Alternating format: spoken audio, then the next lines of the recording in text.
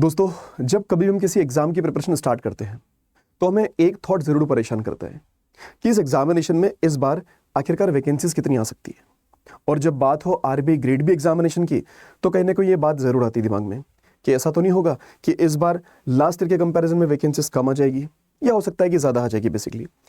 तो दोस्तों, उसी के बारे में आज का सेशन लेके आए हैं मेनली, और हम पिछले 5 साल का ट्रेंड देखेंगे, कितनी वैकेंसीज रही है, कब कब आपका नोटिफिकेशन देखने को मिला है, और उस अकॉर्डिंग इस बार जो नोटिफिकेशन है आप लोग का वो कब आ सकता है और कितनी वैकेंसी एक्सपेक्टेड है बेसिकली, है ना। देखो, एक बात ये समझिएगा कि अगर आप में से वो बच्चे जो 2026 के एग्जाम को देने वाले हैं तो आप लोग नोटिफिकेशन का वेट मत करिएगा, क्योंकि इस एग्जाम के लिए थोड़ा सा टाइम ड्यूरेशन रिक्वायर्ड होता है दोस्तों। कम से कम 4 से 5 मिनट तो एटलीस्ट चाहिए रहेंगे आपको, क्योंकि क्वांट, रीजनिंग, जीए, इंग्लिश, उसके अलावा ईएसआई, एफएम, डिस्क्रिप्टिव वाला पार्ट, तो इन सबको प्रिपेयर करने के लिए एक टाइम ड्यूरेशन आपको चाहिए रहेगा, ताकि आप लोग वाकई में इस एग्जाम को क्वालिफाई कर पाए मेनली, है ना। बिना किसी देरी के शुरुआत करेंगे सेशन की। देखिए दोस्तों, आरबी ग्रेड बी जो है वो बैंकिंग सेक्टर का सबसे बड़ा एग्जामिनेशन है, ठीक है। तो इसमें कंपटीशन हर साल बढ़ता रहता है, ठीक है, और इसमें हर फील्ड का बच्चा आता है। इसमें आपको यूपीएससी एस्पिरेंट भी मिलेंगे, इसमें आपको जो पहले से पीओ हैं, क्लर्क हैं किसी बैंकिंग सेक्टर में, तो वो भी आपको देखने को मिलेंगे इसमें ऐसा एस्पिरेंट। फ्रेशर बच्चे भी रहते हैं इसके अंदर, कई सारे लोग ऐसे जो रहते हैं प्राइवेट सेक्टर्स में जो काम करते हैं वो भी इसमें अपेयर करते हैं। तो कंपटीशन तो एक अच्छे लेवल का है ना। तो अपने आप को उस कंपटीशन के लिए आपको क्या करना है, प्रिपेयर करने की जरूरत होगी, राइट। चलिए आगे बढ़े उससे पहले एक छोटी सी बात आप सभी के लिए कि अगर आपने अभी तक इस चैनल को सब्सक्राइब नहीं करा है तो सब्सक्राइब जरूर कर लीजिएगा। साथ साथ ही अगर आप लोगों ने अड्डा 24/7 के हमारे एप्लीकेशन ऐप को डाउनलोड नहीं करा है तो वो जरूर कर लीजिएगा, क्योंकि दोस्तों इस एप्लीकेशन ऐप पर काफी सारा कंटेंट आपको फ्री मिलता है, जैसे फ्री पीडीएफ हो गई, फ्री डेली क्विज़ हो गए आपके लिए जो बहुत इंपॉर्टेंट है, daily current affairs, job alerts, all India mock test, ताकि आप चेक कर पाओ कि आपकी प्रिपरेशन का लेवल क्या है।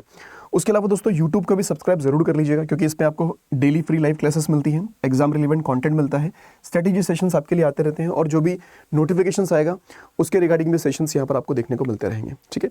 चलिए आगे बढ़ते हैं। देखिएगा, एक छोटी सी बात सबसे पहले कि जब नोटिफिकेशन आता है, जैसे लास्ट टाइम अगर बात करें तो सितंबर में नोटिफिकेशन आया था ना, 10 सितंबर को से आप लोगों की फॉर्म फिलिंग स्टार्ट हो चुकी थी, है ना। और जो आपका एग्जाम था दोस्तों किसका, फेज 1 का जो आपका एग्जामिनेशन था, प्रिलिमिनरी एग्जामिनेशन, वो आपका 18 अक्टूबर को हो गया था, राइट।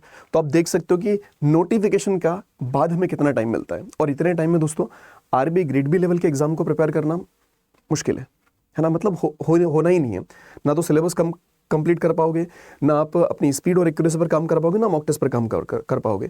तो बेहतर क्या है कि हम जल्दी स्टार्ट कर दें प्रिपरेशन, है ना, ठीक है। चलिए अब आते हैं थोड़ा सा आगे कि वैकेंसीज का जो पार्ट है सर, है ना, उस पर थोड़ी सी बात हम लोग कर लेते हैं। तो देखो दोस्तों, जो पिछले 5 साल का ट्रेंड है ना, पिछले 5 साल का जो ट्रेंड है आप देख पा रहे हो यहाँ पे कि वैकेंसीज कितनी आई हैं। जैसे 2021 की अगर बात कर लें तो 270 वैकेंसीज थी, है ना। फिर 2022 में अगर बात कर लें तो वैकेंसीज क्या हुई, थोड़ी डिक्रीज हुई है, राइट, है ना। उसके अलावा अगर बात करें 2023 में तो यहाँ पर वैकेंसीज क्या हुई है, फिर डिक्रीज हुई है हमारे पास में, राइट। तो यहाँ पर क्या है कि वैकेंसी हर साल क्या हो रही है, डिक्रीज होती चली गई। 70 में ज़्यादा थी, मतलब 21 में ज़्यादा थी हमारे पास 270, 22 में 238, 23 में 222, और फिर 24 में आपके पास कितनी होगी, 66 होगी। लेकिन ये एक अच्छी बात हमारे लिए है कि 2025 में अगर देखा जाए तो वैकेंसीज का इंक्रीमेंट हमें देखने को मिला है यार, कि यहाँ पर वैकेंसीज क्या होगी, वापस से इंक्रीमेंट वाले फॉर्मेट में है, ठीक है। देखो वैकेंसीज का ये रहता है कि जैसी रिक्वायरमेंट होगी उसके हिसाब से वैकेंसीज निकाली जाती है, राइट, ठीक है, कि जिस तरह की रिक्वायरमेंट है उस हिसाब से आपकी वैकेंसीज निकाली जाती है ना। तो आरबी के अंदर भी वही पार्ट है। और देखो यार, ऐसा नहीं कि मतलब वैकेंसी सर इससे और कम होगी क्या, इस बार कम होने के चांसेस इतने ज़्यादा नहीं है, ठीक है, क्योंकि देखिए रिटायरमेंट तो होती ही है, तो रिक्रूटमेंट होता ही है, राइट। अब जो ये इनका अगर मंथ देखेंगे आप लोग, जैसे मंथ हमने यहाँ पर मेंशन कर रखा वैसे तो, कि देखिए मंथ अगर देखें तो 2021 का जो नोटिफिकेशन था आप लोगों का, है ना, वो 28 जनवरी को आ गया था, ठीक है, 28 जन को आया था। फिर 2022 में अगर देखा जाए तो 28 मार्च को आया था, राइट। 23 में अगर देखोगे तो फिर मई में आया था, मतलब जनवरी, फिर मार्च में, फिर मई के अंदर आया, फिर जुलाई के अंदर आया, फिर ये सितंबर के अंदर आया। तो इससे क्या समझ में आ रहा है, अगर इस ट्रेंड को थोड़ा सा अगर देख ले कि भाई जनवरी के अंदर फरवरी मार्च में आया, मार्च के अंदर अप्रैल मई के अंदर आया, जून जुलाई के अंदर आया, अगस्त सितंबर के अंदर आया, तो क्या सर अक्टूबर नवंबर के अंदर आएगा, अक्टूबर नवंबर के अंदर आएगा, ऐसा तो नहीं होगा, ठीक है, क्योंकि बीच में कुछ इन्होंने नोटिफिकेशन को डिले जरूर किया है ना। लेकिन अगर आप इस ट्रेंड को फॉलो करोगे तो फिर आप सोचोगे सर कि सितंबर के अक्टूबर नवंबर में आ सकता है, नहीं। इस बार देखो, क्योंकि फाइनल पार्ट सब हो चुके हैं, है ना, मतलब कि जो फाइनल सिलेक्शंस होने थे 25 के, वो सारे के सारे हो चुके हैं। अब सिर्फ उनका थोड़ा सा डिस्कशन वाला पार्ट है, ठीक है, कि अब हमें 2026 के साइकिल के लिए कितनी रिक्रूटमेंट्स निकालनी है बेसिकली, है ना। तो वो डिस्कशन वाला पार्ट आई थिंक चल रहा होगा उन लोगों को। और जैसे फाइनल जो डिस्कशन होने के बाद, मतलब जैसे फाइनल सिलेक्शंस वाला प्रोसेस खत्म होने के बाद में 2 से ढाई महीने का टाइम दोस्तों और लगता है। जैसे अभी अप्रैल चल रहा है तो अभी तो कुछ आना नहीं है, मई के अंदर, यानी मई, अप्रैल, मई, जून, है ना, जुलाई, मतलब 2.5 से 3 महीने मान लीजिए आप लोग, ठीक है। तो कहीं ना कहीं जुलाई अगस्त के आसपास के आपको इसकी जो नोटिफिकेशन वाला पार्ट है वो कहीं ना कहीं देखने को मिल सकता है, ठीक है। कब? जुलाई अगस्त के आसपास। अब जुलाई अगस्त के आसपास आपको देखने को मिल सकता है, लेकिन सर कितनी वैकेंसीज देखने को मिल सकती है ना। तो देखो इस ट्रेंड को अगर देखा जाए कि ये ट्रेंड जो इस तरह से चल रहा है आपके पास में, है ना, तो देखो ये तो कोई भी नहीं बोल सकता कि एग्जैक्ट डेटा की भैया इतनी वैकेंसी आने वाली है आपके पास में, है ना। क्योंकि अगर आरबीआई जैसे ऑर्गेनाइजेशन की अगर इस तरह से चीज़ें मिलने लगी तो फिर तो मतलब वो अलग ही बात हो जाएगी, है ना। तो ऐसा कोई भी आप लोगों को दोस्तों एग्जैक्ट फिगर नहीं बता सकता कि भैया कितनी वैकेंसी आएगी आपके पास में, है ना।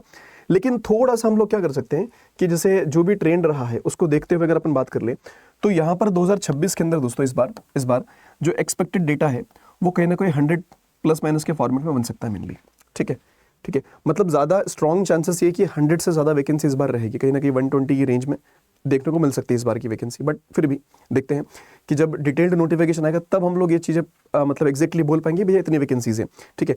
अभी तो फिलहाल में कोई भी आपको एग्जैक्ट डेटा नहीं बता सकता, बट हाँ कि जो पिछले साल का ट्रेंड है जिसके वैकेंसीज में थोड़ा सा इंक्रीमेंट वाला पार्ट आ जाए नजर आया, और इसके पहले जो वैकेंसीज थी आप देख सकते हो कि काफ़ी ज़्यादा वैकेंसी आई है, 270, 238, मतलब 200 प्लस वैकेंसीज आई है, और इधर वापस से रिकवरी हो रही है एक तरह से देखा जाए तो वैकेंसीज में, है ना। और इस बार बहुत ज़्यादा स्ट्रॉन्ग चांसेस है कि भैया आपकी जो वैकेंसीज है आरबीआई ग्रेड बी के अंदर वो कहीं ना कहीं 100 प्लस माइनस के फॉर्मेट में हो सकती है, बट ज़्यादा चांसेस कौन से पॉजिटिव वाले हैं कि भाई प्लस में हो सकती है मेनली, है ना। अब अगर जो मतलब जो नोटिफिकेशन वाला पार्ट है कि सर कब एक्सपेक्टेड हो सकता है, ठीक है, तो कहीं ना कहीं दोस्तों जुलाई अगस्त के आसपास इसकी एक्सपेक्टेशन है ना। ये क्या है, एक तरह से एक्सपेक्टेशन है कि पॉसिबिलिटीज़ है कि भाई इस तरह से आपको मतलब जुलाई अगस्त के आसपास कहीं ना कहीं इसका नोटिफिकेशन देखने को मिल जाएगा, है ना। और मतलब अगर ऐसा होता है तो फिर सितंबर के आसपास पहली वीक के आसपास आपका क्या होगा, एग्जामिनेशन प्रीलिम्स का हो सकता है मेनली, ठीक है।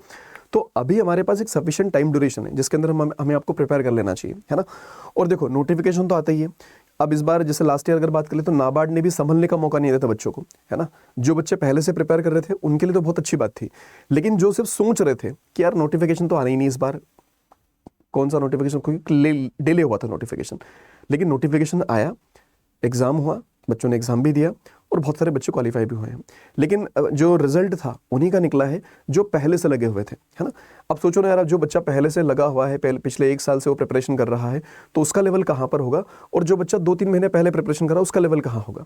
कहने के लेवल तो डिफर करेगा, क्योंकि वो प्रैक्टिस पर काम कर रहा है, अभी अपनी स्पीड एक्यूरेसी को इंप्रूव कर रहा है, मॉक टेस्ट पर काम करना शुरू कर दिया, और ये बच्चा अभी सिलेबस कंप्लीट करने पर लगा हुआ है ना। तो अभी भी एक समय है जिसके अंदर आप अपने आप को प्रिपेयर कर सकते हो इस एग्जामिनेशन के लिए, अगर अभी भी जग गए और अपने प्रिपरेशन शुरू कर दी तो, ठीक है। देखो यार, हम लोगों का काम ये होता है कि भाई आप लोग को समय समय पर थोड़ा सा गाइड करते रहे, बताते रहे, जगाते रहे, है ना, कि भाई अगर वाकई में देना है आरबीआई ग्रेड बी तो इतना ईजी एग्जाम नहीं है। To be very honest, exam easy नहीं है ना। पहले अपने आप से पूछो कि क्या मैं इस एग्जाम को दे सकता हूँ, ठीक है। और ये देखो कहीं ना कहीं अंदर से एक आवाज़ आती है, और ऐसा नहीं कि कोई प्रिपेयर नहीं कर सकता, बिल्कुल प्रिपेयर कर सकता है।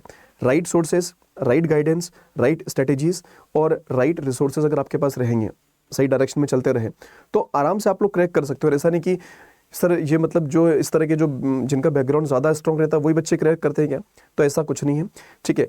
आपको भी पढ़ाई करनी है, उनको भी पढ़ाई करनी है, उनकी कुछ चीज़ें पहले से स्ट्रॉन्ग है ना, तो उनको थोड़े से कम एफर्ट्स लगाने पड़ेंगे, आप थोड़े ज़्यादा एफर्ट्स लगा दो। अगर वो 2 घंटे पढ़ रहे आप 4 घंटे पढ़ो, अगर वो 4 घंटे पढ़ रहे आप 8 घंटे पढ़ो, है ना। क्योंकि देखो ये एग्जाम डिमांड तो करता है आपसे, ठीक है। आपका डेडिकेशन चाहिए रहता है, आपकी कंसिस्टेंसी चाहिए रहती है, ठीक है। ये 2 चीज़ तो दोस्तों चाहिए रहती है हमेशा के लिए, है ना। कोई भी मतलब एग्जामिनेशन हो यार, और इतना ज़्यादा कॉम्पिटिशन है ना, तो उनको सबको बीट करना भी एक अपने आप में बड़ा टास्क है, राइट, ठीक है। तो अगर आपको लग रहा है कि मेरे भाई आपको प्रिपरेशन स्टार्ट कर देनी चाहिए, ठीक है, तो वैकेंसीज की कोई चिंता मत करा करो कि यार कितनी वैकेंसी आएगी क्या नहीं आएगी, है ना। हमें सिर्फ ये फोकस करना है कि मुझे एग्जाम देना है, चाहे वो, क्योंकि देखो रेगुलेटरी बॉडीज़ के जो एग्जामिनेशन रहते हैं इसमें हज़ारों में वैकेंसीज कभी नहीं आती है।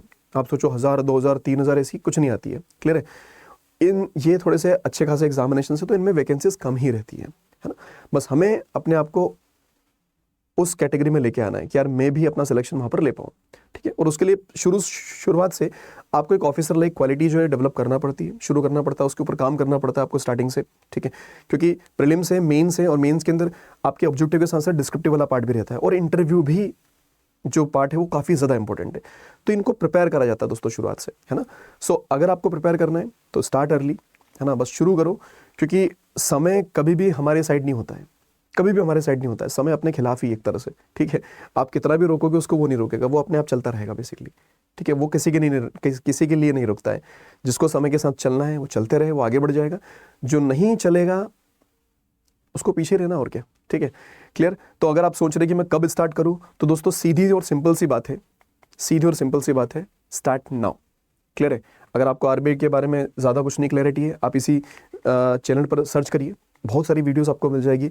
जो जो आपको क्लैरिटी चाहिए, जो जो आपके दिमाग में थॉट आता है ना, कि जो भी आरबीआई से रिलेटेड, एलिजिबिलिटी हो गया, एग्जाम पैटर्न हो गया, सिलेबस हो गया, ठीक है, कट ऑफ हो गया, क्वांट कैसे प्रिपेयर करूँ, रीजनिंग कैसे प्रिपेयर करूँ, जीए कैसे प्रिपेयर करूँ, एफएम के लिए मैं क्या करूँ, ईएसआई के लिए मैं क्या करूँ, FM financial management, ESI economics and social issues, है ना। तो इनको मैं किस तरह से प्रिपेयर करूँ, डिस्क्रिप्टिव राइटिंग के लिए मैं क्या कर सकता हूँ, है ना, चाहे वो ईएसआई की हो, एफएम की हो, या फिर इंग्लिश डिस्क्रिप्ट की बात कर ले, राइट। तो इन सब की वीडियो आपको इसी चैनल पर मिल जाएगी, है ना। तो अगर आपको लग रहा है कि मुझे प्रिपरेशन करनी, तो पहले इन चीज़ों को जानो। जो पुराने पिछले साल का नोटिफिकेशन है उसे डाउनलोड कर लो, उसके अंदर उसको एक बार अच्छे से पढ़ लो कि यार क्या क्या चीज़ें हैं इसके अंदर, क्योंकि उसमें बहुत सारी क्लैरिटी बन जाती है आपके दिमाग में कि अच्छा इसमें ये होता है, इस पर इसमें ये होता है, ये होता है, ये होता है, ऐसा। तो आपको बहुत सारी चीज़ किसी और से नहीं पूछना पड़ेगी। क्लियर है। हमें एग्जाम क्वालिफाई करना है, हमें एक जॉब लेनी है, तो एफर्ट्स भी हमें ही करने पड़ते हैं। समझ में आ रहा है। क्लियर है। तो बस उस पर काम करना शुरू करिए, और डिले ना करते हुए प्रिपरेशन की जर्नी अभी शुरू करिए दोस्तों, ठीक है।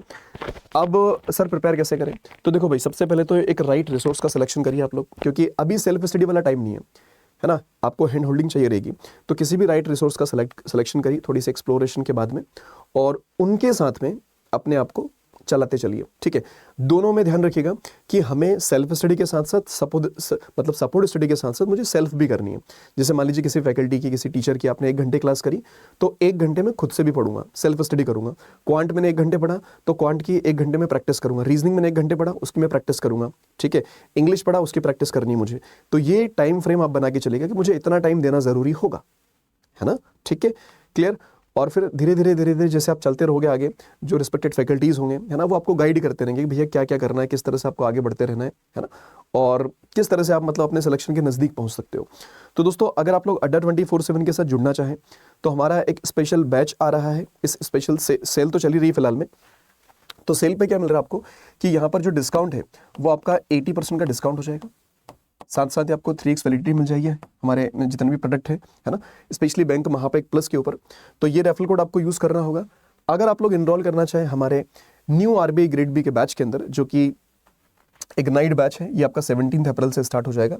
तो जो भी बच्चे इंटरेस्टेड है, most welcome in this batch. ये एक तरह से देखा जाए तो देखो, ये एक जो बोलते हैं ना कि कॉम्प्रिहेंसिव बेस टाइप का, तो ये एक लास्ट बैच होगा कॉम्प्रिहेंसिव, क्योंकि इसके बाद भी बैचेस आएंगे, ठीक है। लेकिन फिर अब वही है कि जितना डिले करोगे उतना समय आप ही को, आपके ज़्यादा एफर्ट्स लगाने पड़ेंगे, और क्या, ठीक है। तो जो भी बच्चे एनरोल करना चाहे, मोस्ट वेलकम। ये रेफरल कोड है Y710, ठीक है।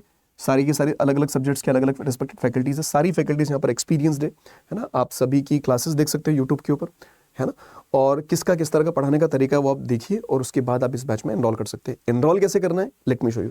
अच्छा, एक और बात, जैसे अगर आपको लग रहा है कि मुझे आरबीआई के साथ साथ सर नाबार्ड भी तो देना है, सीबी भी तो देना है, तो you can enrol in our regulatory bodies in SO के महापेक के अंदर, आप इसमें एनरोल कर सकते हैं। और अगर आपको लग रहा है कि सर अगस्त में तो बैंकिंग के भी एग्जाम आएंगे, एसबीआई का है, पीओ आईबीपीएस के पीओ क्लर्क हैं, तो उसके लिए बेस्ट ऑप्शन क्या है कि हम क्या करें कि बैंक महापेक प्लस में एनरोल कर ले। तो इससे क्या होगा कि वो एग्जाम्स भी, और ये आरबीआई सेबी नाबार्ड, ये सारे एग्जाम सब कवर्ड है इसके अंदर। सबकी क्लासेस, प्रीलिम्स की, मेंस की, इंटरव्यू की, सब कुछ मिल जाएगा एक ही जगह पर, किसी और मतलब मटेरियल की जरूरत ही नहीं पड़ने वाली आपको।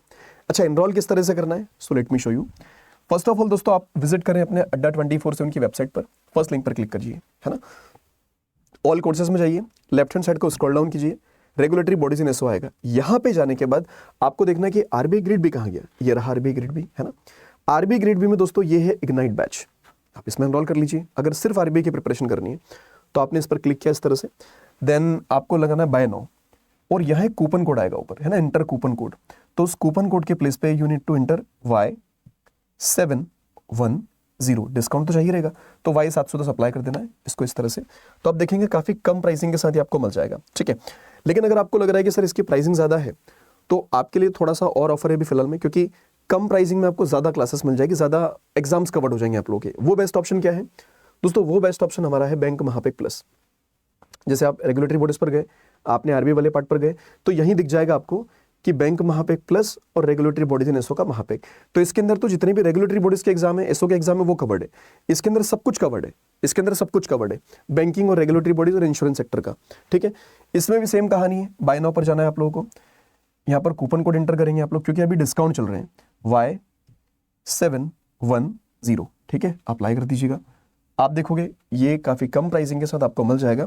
इसकी प्राइसिंग दोस्तों थोड़ी और भी कम हो जाएगी अगर आपने एप्लीकेशन ऐप को डाउनलोड कर लिया और वहाँ से परचेस किया, तो डिस्काउंट आपका कितना हो जाएगा? 80% का। लेकिन कब? अगर आपने ये रेफरल कोड यूज़ किया Y710, ठीक है। और 3x वैलिडिटी भी आपको यहाँ पर मिल जाएगी। तो जो कुछ भी आपको चाहिए रहेगा वो सब कुछ इस पैकेज के अंदर अवेलेबल है ना। एंड जो भी बच्चे एनरोलमेंट करना चाहे, मोस्ट वेलकम। कोई भी डाउट हो, क्वेरी हो, कमेंट बॉक्स में ज़रूर से बताइएगा। अब बस इतना है कि यार इंतज़ार ना करो, अगर सोचा है, डिसाइड किया है, तो बस अपनी शुरुआत करिए, है ना। So thank you so much for joining this session. Bye bye, take care, all the best.